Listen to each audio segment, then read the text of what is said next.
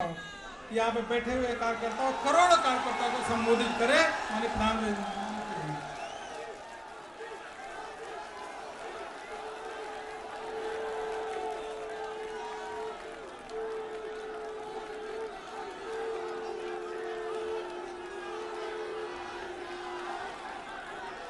भारत माता की,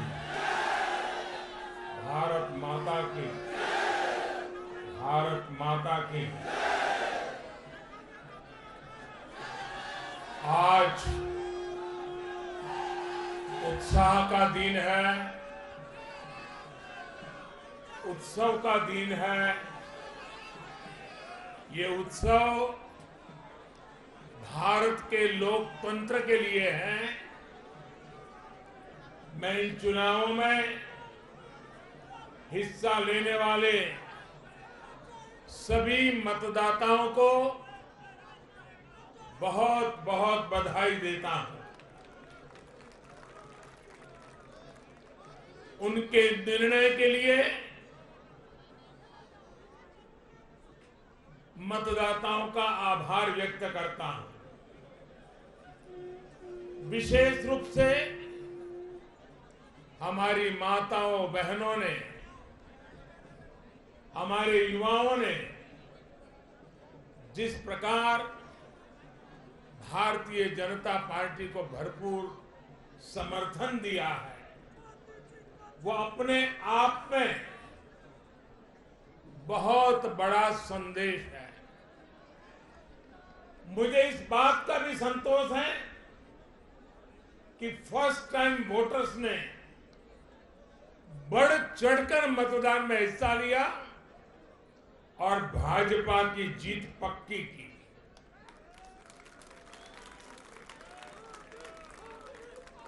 चुनाव के दौरान भाजपा के कार्यकर्ताओं ने मुझसे वादा किया था कि इस बार होली 10 मार्च से ही शुरू हो जाएगी। हमारे कर्मठ कार्यकर्ताओं ने ये विजय ध्वज फहरा करके इस वायदे को पूरा करके दिखाया है। मैं भाजपा के सभी कार्यकर्ताओं की भूरी भूरी प्रशंसा करूंगा, जिन्होंने दिन रात देखे बिना इन चुनावों में कड़ी मेहनत की। हमारे कार्यकर्ता जनता जनार्दन का दिल जीतने में, जनता जनार्दन का विश्वास जीतने में सफल रहे और पूरे पार्टी का नेतृत्व जिन्होंने किया, कार्यकर्ताओं ने को जिन्होंने लगातार मार्गदर्शन किया, ऐसे हमारे राष्ट्रीय अध्यक्ष श्रीमान जगत प्रकाश नड्डा जी को भी मैं बहुत बहुत अभिनंदन करता हूं, बहुत बहुत बधाई देता हूं।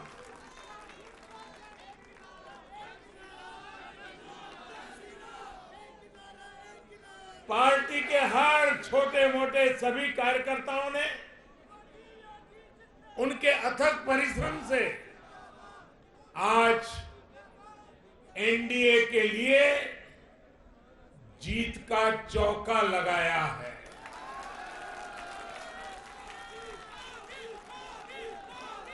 साथियों,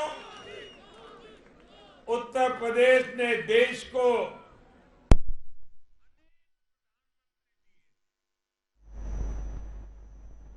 लेकिन 5 साल का कार्यकाल पूरा करने वाले किसी मुख्यमंत्री के दोबारा चुने जाने का ये पहला उदाहरण है।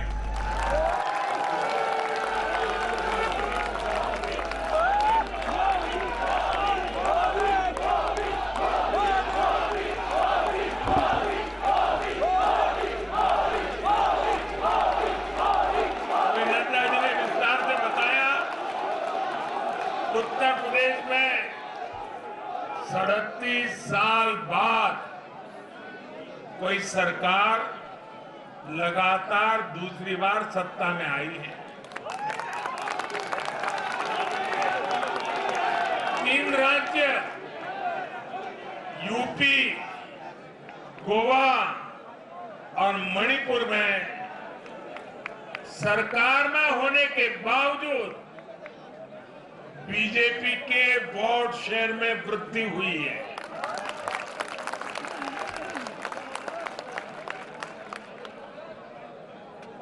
गोवा में सारे एग्जिट पोल गलत निकल गए और वहां की जनता ने तीसरी बार सेवा करने का मौका दिया है। 10 साल तक सत्ता में रहने के बाद भी राज्य में बीजेपी की सीटों की संख्या बढ़ी है। उत्तराखंड में भी भाजपा ने नया इतिहास रचा है। राज्य में पहली बार कोई पार्टी लगातार दूसरी बार सत्ता में आई है। यानी सीमा से सटा एक पहाड़ी राज्य, एक समुद्र तटीय राज्य और एक मां गंगा का विशेष आशीर्वाद प्राप्त एक राज्य और पूर्वोत्तर सीमा पर एक राज्य, भाजपा को चारों दिशाओं से आशीर्वाद मिला।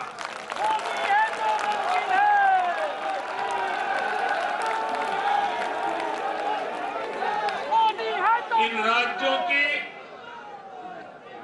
चुनौतियां भिन्न है, सबकी विकास की यात्रा का मार्ग भिन्न है, लेकिन सबको जो बात एक सूत्र में पिरो रही है वो है भाजपा पर विश्वास।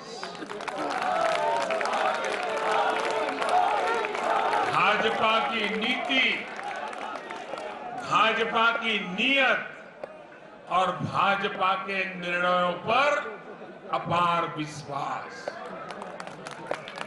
साथियों, ये चुनाव नतीजे भाजपा की pro poor, pro active governance पर एक प्रकार से बड़ी मजबूत मोहर लगाते हैं। पहले जनता अपने ही हक के लिए सरकार के दरवाजे खटखटाकर थक जाती थी। बिजली, पानी, गैस, टेलीफोन, बहुत बुनियादी सुविधाओं के लिए, सामान्य जरूरतों के लिए सरकारी दफ्तरों के चक्कर काटने पड़ते थे, पैसे देने पड़ते थे। कुछ साधन संपन्न लोगों तक सुविधा पहुंचने के रास्ते अलग थे, पहुंच जाती थी। देश में गरीबों के नाम पर घोषणाएं बहुत हुई, योजनाएं भी बहुत बनी, लेकिन उस योजनाओं का जो हकदार था, जिस गरीब का उस पर हक था, उसके लिए ये हक उसको मिले बिना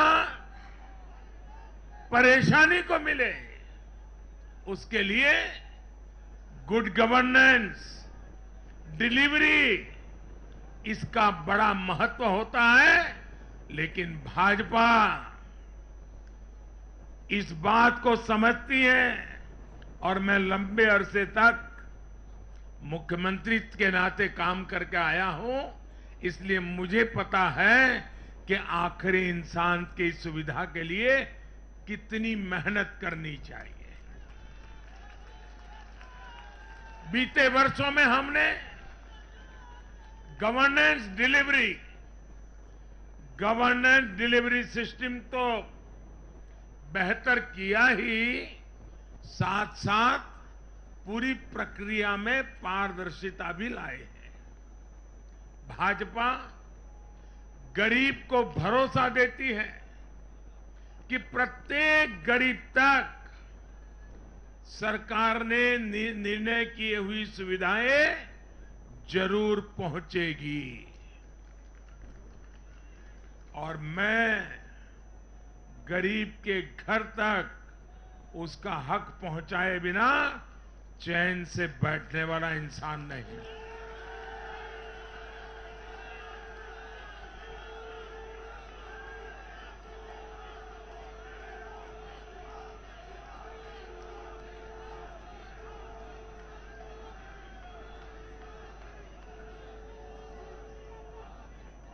दो दशक से भी ज्यादा समय तक हेड ऑफ द गवर्नमेंट के रूप में सेवा करने का मुझे सौभाग्य मिला है।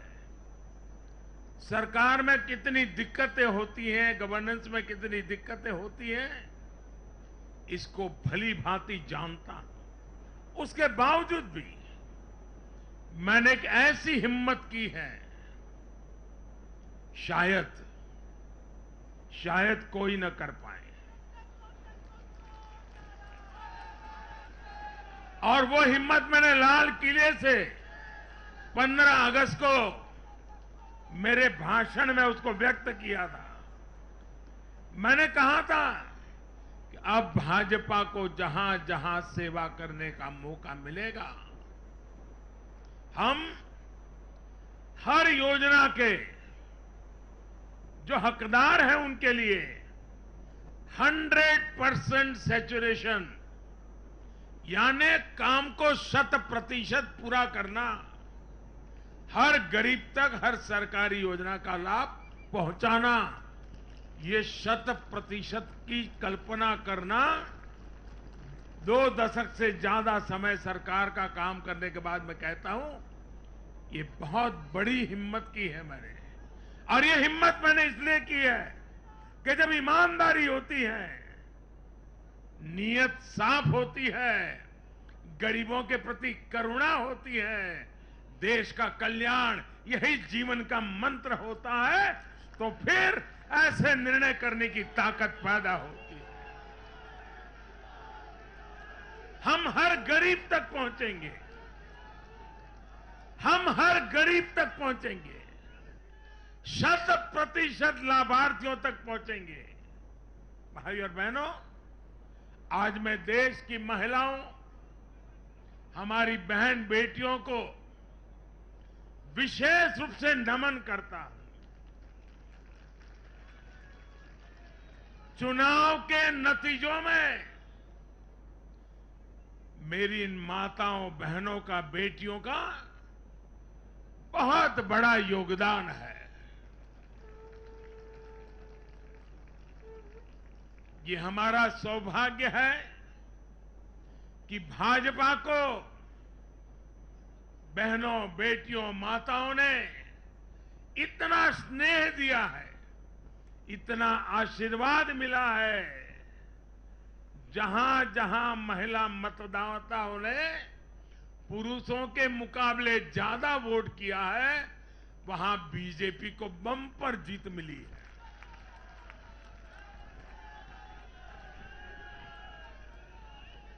एक प्रकार से हमारी माताएं, बहनें, हमारी बेटियां, हमारी ये स्त्री शक्ति भाजपा की जीत की सारथी बनी है।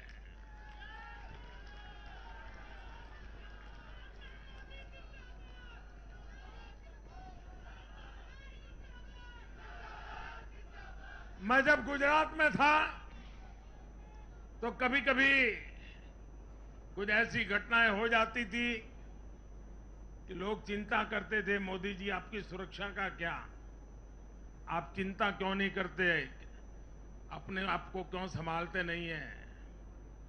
तो मैं एक ही जवाब देता था कि कोटि कोटि माताओं का, स्त्री शक्ति का मुझे सुरक्षा कवच मिला हुआ है।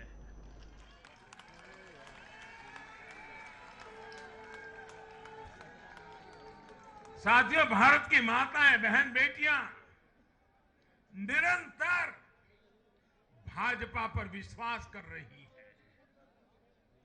उनको पहली बार विश्वास मिला है कि सरकार उनकी छोटी से छोटी जरूरतों को भी ध्यान में रखती है। साथियों, इन चुनावों के नतीजों ने एक बात और साफ कर दी है कि यूपी की जनता को, और मैं सभी ज्ञानियों को कहता हूं कि देश की भलाई के लिए अब पुरानी घिसी पिटी रिकॉर्ड छोड़ के जरा नए सिरे से सोचना शुरू कीजिए।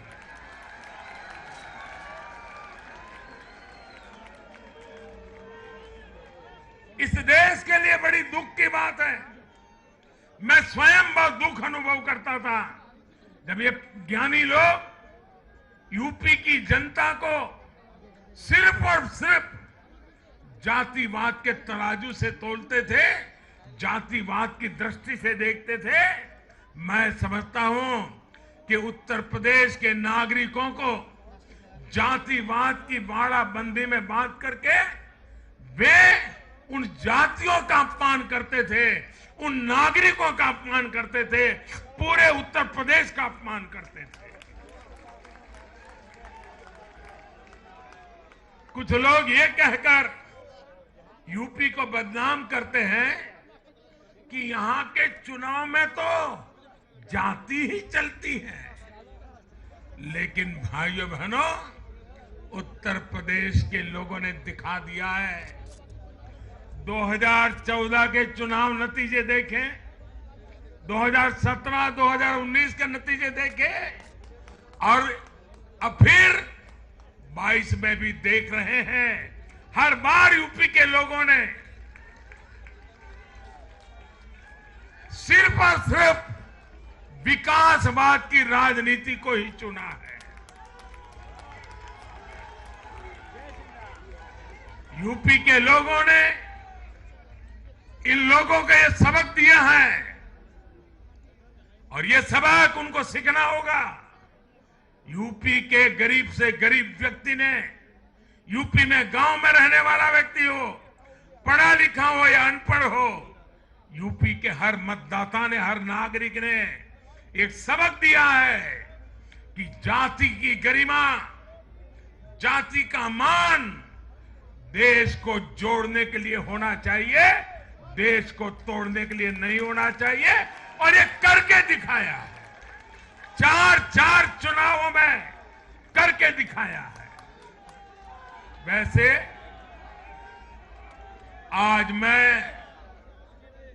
ये भी कहूंगा कि 2019 के चुनाव नतीजों के बाद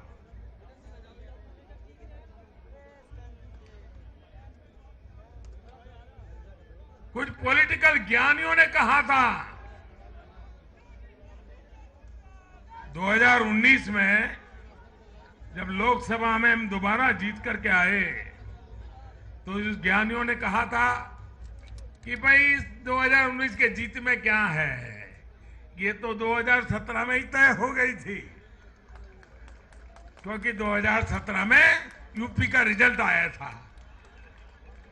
मैं मानता हूं इस बार भी ये ज्ञानी जरूर कहने की हिम्मत करेंगे कि 2022 के नतीजों ने 2024 के नतीजे तय कर दिए हैं।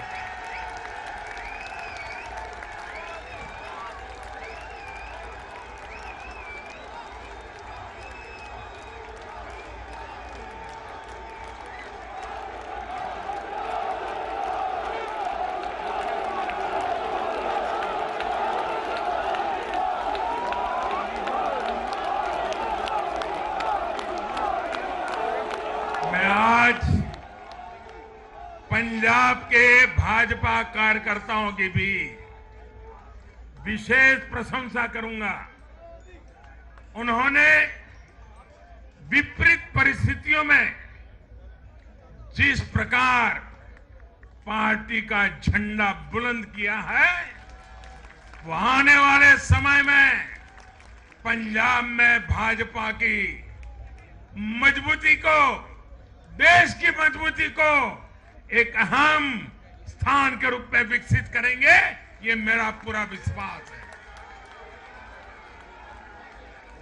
पंजाब में भाजपा एक शक्ति के रूप में उभरनी है, ये मैं अपनी आंखों के सामने देख रहा हूं दोस्तों।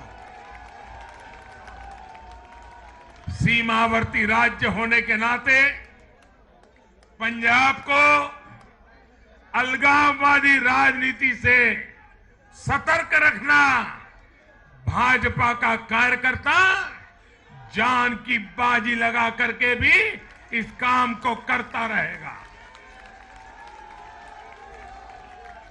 आने वाले 5 सालों में भाजपा का हर कार्यकर्ता वहां इस दायित्व को जोर शोर से निभाने वाला है। ये विश्वास मैं पंजाब की जनता को आज देना चाहता हूं। साथियों, ये चुनाव ऐसे समय में हुए हैं जब दुनिया 100 साल के सबसे बड़े कोरोना जैसी महामारी के संकट से लड़ रही है। पूरी मानव जात, पूरा विश्व 100 साल में ऐसी बीमारी नहीं देखी, ऐसी मुसीबत से लड़ना नहीं पड़ा है। ये जैसे कुछ कम था तो युद्ध ने भी विश्व की चिंताएं बढ़ाई है। इन परिस्थितियों में दुनिया भर की सप्लाई चेन छिन्न भिन्न हो गई है। 2 साल से सप्लाई चेन पर बहुत ही विपरीत प्रभाव हुआ और युद्ध ने उसमें और जोड़ दिया। इन चुनौतियों से निपटने के लिए भारत ने जो कदम उठाए, आर्थिक स्तर पर जो फैसले लिए, गरीब कल्याण के जो फैसले लिए, उन सभी ने भारत को संभल कर आगे बढ़ने में बहुत मदद की। भारत बच पाया है क्योंकि हमारी नीतियां जमीन से जुड़ी रही।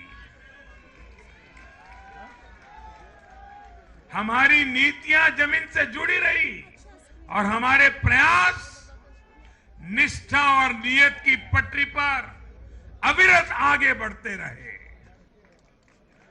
जहां जहां डबल इंजन की सरकार रही, वहां पर जनता के हितों की डबल सुरक्षा हुई और विकास के कार्यों की गति भी तेज हुई। इस समय जो युद्ध चल रहा है, उसका प्रभाव प्रत्यक्ष और परोक्ष रूप से दुनिया के हर देश पर पड़ रहा है। भारत शांति के पक्ष में है, बातचीत से हर समस्या को सुलझाने के पक्ष में है। लेकिन जो देश सीधे जंग लड़ रहे हैं, भारत का उनसे आर्थिक दृष्टि से, सुरक्षा की दृष्टि से, शिक्षा की दृष्टि से, राजनीतिक दृष्टि से नाता है। भारत की बहुत सारी जरूरतें इन देशों से जुड़ी हुई है। भारत बाहर से जो कच्चा तेल मंगाता है, पाम ऑयल मंगाता है, सनफ्लावर ऑयल मंगाता है, उसकी कीमत भी अंतर्राष्ट्रीय बाजार में बहुत तेजी से बढ़ रही है। कोयला हो, गैस हो, फर्टिलाइजर हो, सभी की कीमतों में पूरी दुनिया में कल्पना बाहर का उछाल आ रहा है। युद्ध के कारण पूरी दुनिया में महंगाई बढ़ रही है। विकासशील देशों को विशेष रूप से कठिनाई का सामना करना पड़ रहा है। साथियों, इस वैश्विक संदर्भ में इन कठिनाइयों के बीच इस बार के बजट पर नजर डालें तो एक विश्वास पैदा होता है। देश आत्मनिर्भर भारत अभियान के मार्ग पर आगे बढ़ रहा है। इस भावना को इस बार के बजट से और ऊर्जा मिली है और मैं मानता हूं कि दुनिया भर में बने निर्माण हुए इस विपरीत वातावरण में, उथल पुथल से भरे माहौल में, अनिश्चितता से भरे माहौल में भारत की जनता ने, विशेष करके उत्तर प्रदेश जैसे राज्यों ने अपनी दूरदृष्टि का परिचय दिया है। भारत के मतदाताओं ने जिस तरह इन चुनावों में स्थिर सरकारों के लिए वोट दिया, वो इस बात का प्रतिबिंब है कि लोकतंत्र भारतीयों की रगों में है।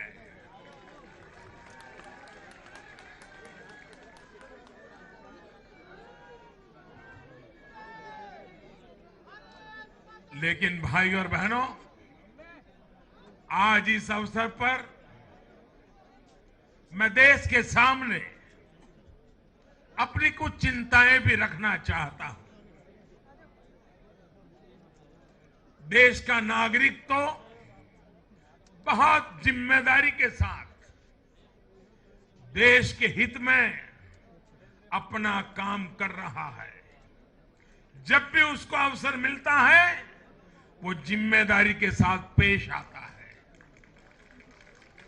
देश का सामान्य नागरिक राष्ट्र निर्माण में जुटा है, लेकिन हमारे यहां कुछ लोग लगातार राजनीति का स्तर गिराते जा रहे हैं।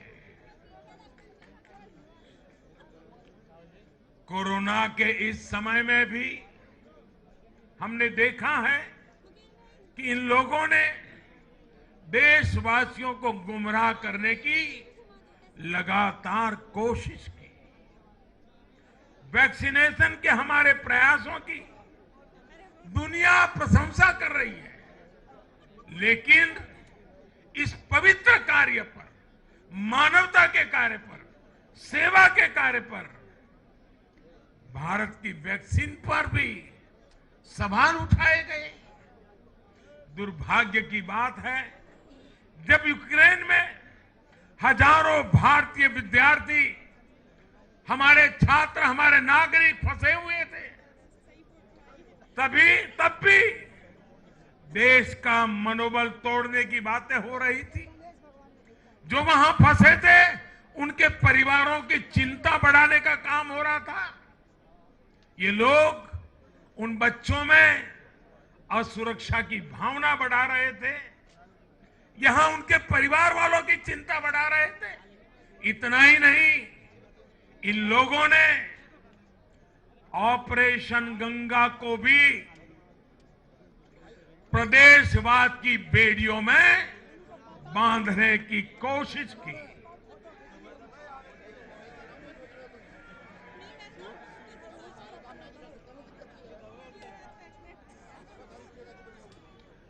हर योजना को, हर कार्य को क्षेत्रवाद, प्रदेशवाद, जातिवाद, संप्रदायवाद का रंग देने का प्रयास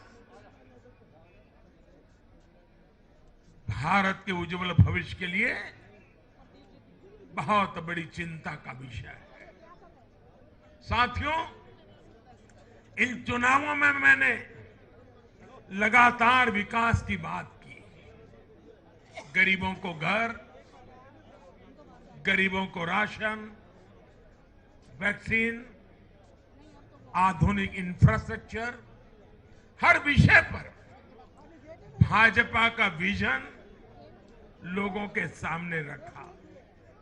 इसके साथ ही जिस एक बात पर मैंने सबसे ज्यादा चिंता जताई थी वो थी गौर परिवारवाद।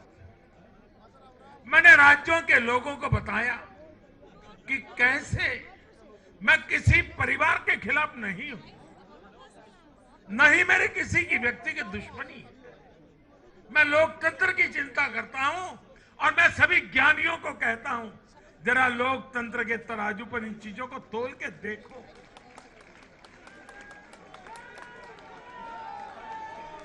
और मैंने लोगों को बताया कैसे परिवारवादी राजनीति ने उनके राज्य का कितना नुकसान किया है, राज्य को पीछे ले जा रहा है।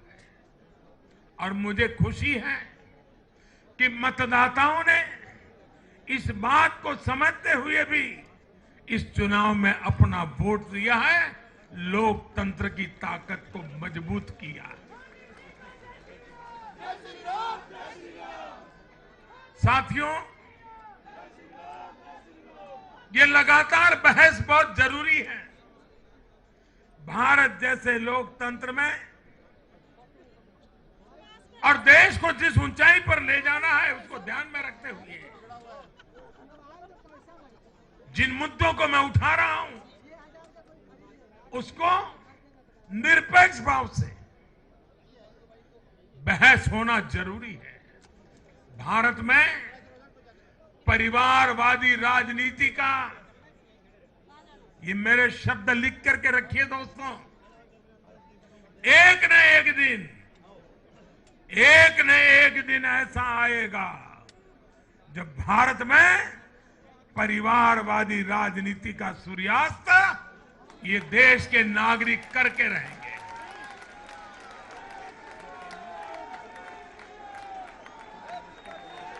इस चुनाव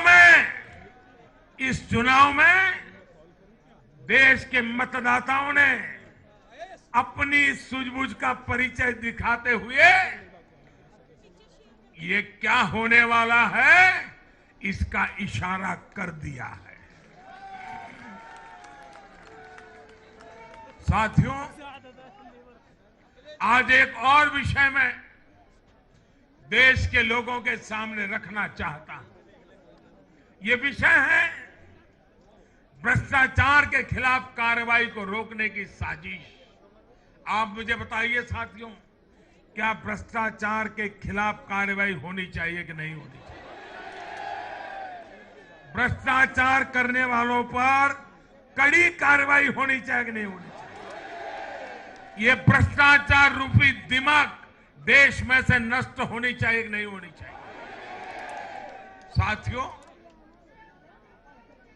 हमारे देश में भ्रष्टाचार के खिलाफ लोगों में, भ्रष्टाचारियों के खिलाफ, ऐसे लोगों के प्रति एक भयंकर नफरत का भाव रहता है।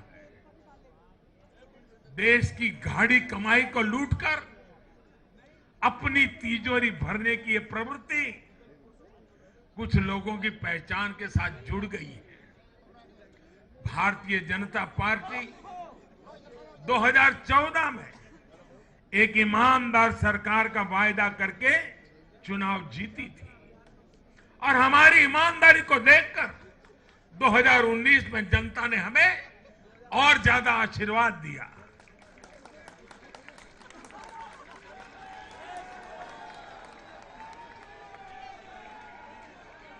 और देश हमसे अपेक्षा करता है कि मोदी जी, आपकी सरकार सिर्फ प्रामाणिक रहे इतना इनफ नहीं है। आप ही हैं, आप ही की सरकार है जो भ्रष्टाचारियों को सजा कर सकती है, उन पर कठोर से कठोर कार्रवाई कर सकती है। मुझे बताइए, जनता की इस अपेक्षा को मुझे पूरा करना चाहिए कि नहीं करना चाहिए? जनता की आशा आकांक्षा के लिए सरकार ने जिम्मेवार व्यवहार करना चाहिए कि नहीं करना चाहिए? लेकिन आज हम देख रहे हैं जो निष्पक्ष संस्थाएं, जो पूरी तरह इंडिपेंडेंट है, वे अगर भ्रष्टाचार के खिलाफ कार्रवाई करते हैं तो ये लोग और उनका पूरा इकोसिस्टम अब भ्रष्टाचारियों की रक्षा करने के लिए उन संस्थाओं को बदनाम करने के लिए मैदान में आ गए हैं।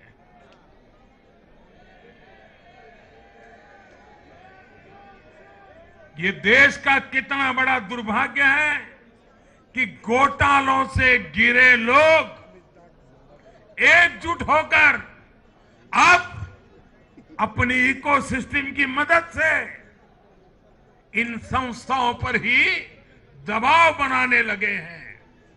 जांच एजेंसियों को रोकने के लिए ये लोग अपने इकोसिस्टम के साथ मिलकर नए नए तरीके खोजते हैं।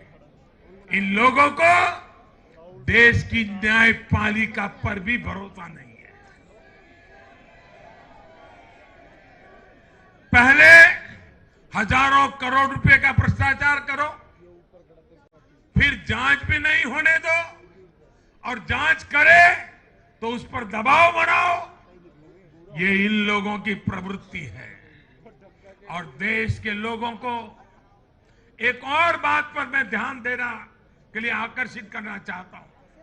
ये लोग किसी भ्रष्टाचारी पर कार्रवाई होते ही उसे धर्म का रंग देते हैं, प्रदेश का रंग दे देते हैं, जाति का रंग देने लगते हैं। ये नए तौर तरीके शुरू हुए हैं। किसी माफिया के खिलाफ अदालत कोई फैसला सुना देती है तो भी उसे ये लोग धर्म और जाति से जोड़ देते हैं।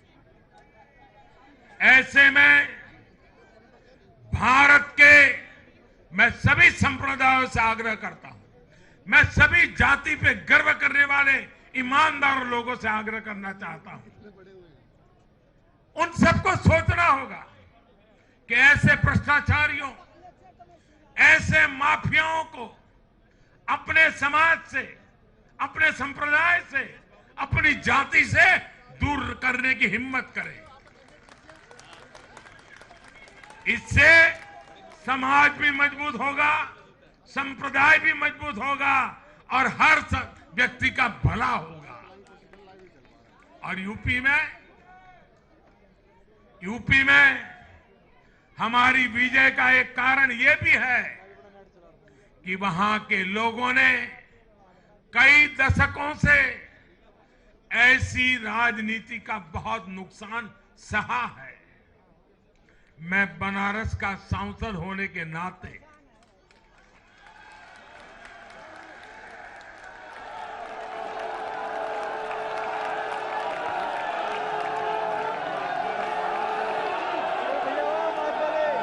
यूपी के लोगों के प्यार और आशीर्वाद ने मुझे भी यूपी वाला बना दिया।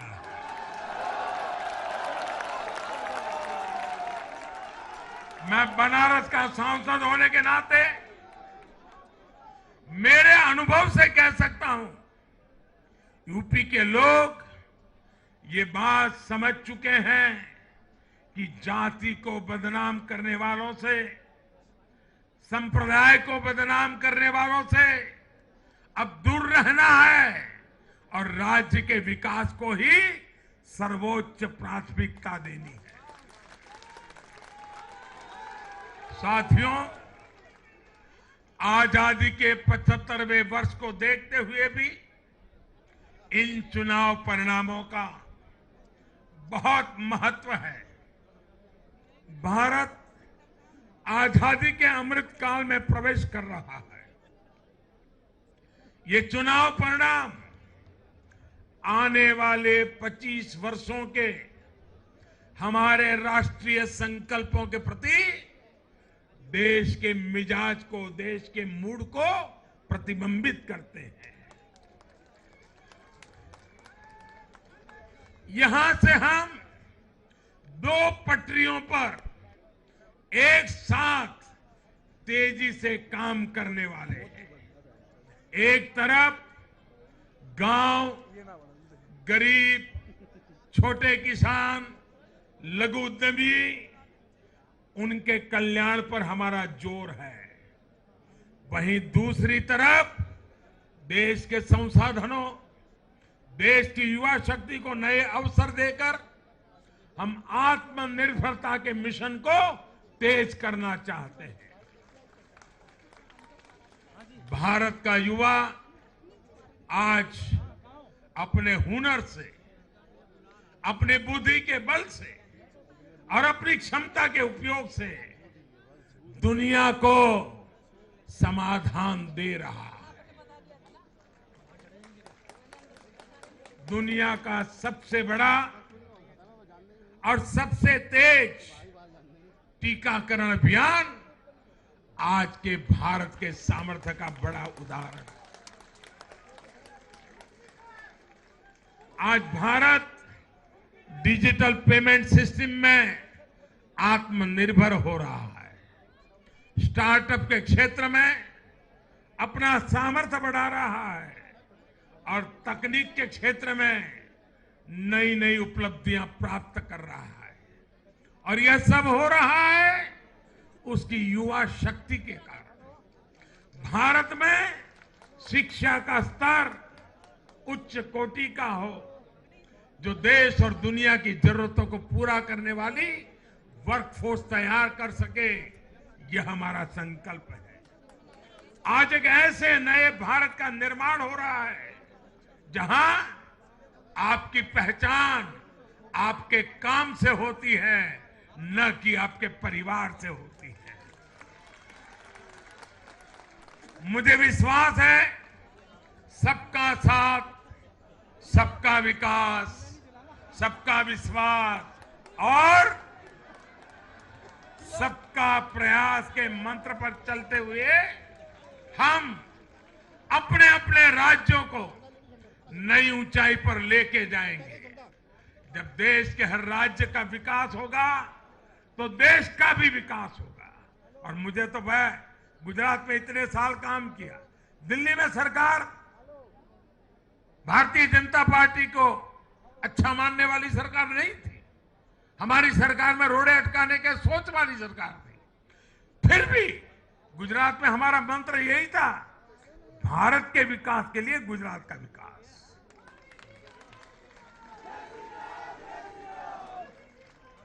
साथियों, हमें जुट जाना है, एक पल भी गंवाना नहीं है।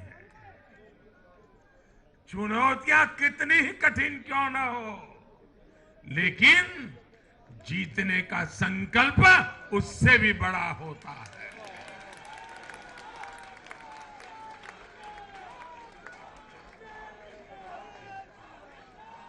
बड़े संकल्पों के साथ, बड़े सपनों के साथ ऊंची सी ऊंची ऊंचाइयों को पार करने के इरादे के साथ देश को आगे बढ़ाना है। साथियों, इतना बड़ा भव्य विजय भारत के उज्जवल भविष्य की ये गारंटी है। मैं एक बार फिर भारत के उज्जवल भविष्य के लिए ये जो निर्णायक मतदान किया है, इसलिए हमारे मतदाता अभिनंदन के बहुत अधिकारी हैं। आइए दोनों हाथ ऊपर करके तालियों के गड़गड़ाहट के साथ सभी मतदाताओं का अभिनंदन करें, मतदाताओं का आभार व्यक्त करें, मतदाताओं का गौरवगान करें।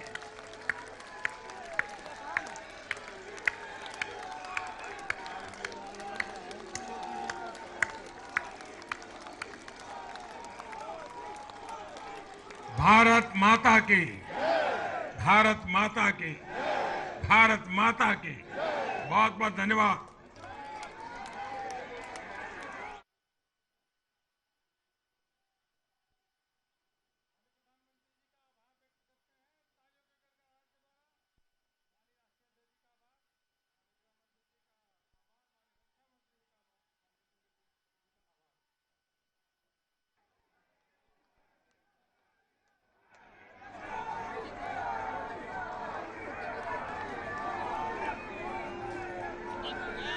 आप सभी कार्यकर्ताओं से निवेदन है कि आप सभी के लिए यहाँ पे भोजन की व्यवस्था है, भोजन करके ही जाइएगा। 7-8 घंटे से आप सब लोग हैं, नीचे बेसमेंट में भोजन की व्यवस्था है, मिठाई भी है, भोजन ग्रहण करके ही जाएंगे, ऐसा मेरा निवेदन है। बहुत बहुत धन्यवाद आप सभी का, बहुत बहुत धन्यवाद।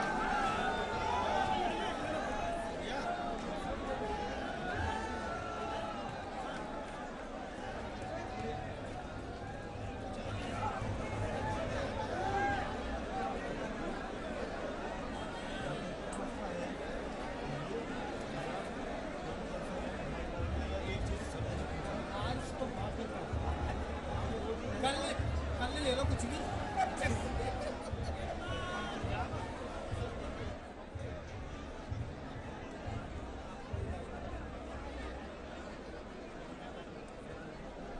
हाथ मिलाना सीख गए नहीं तो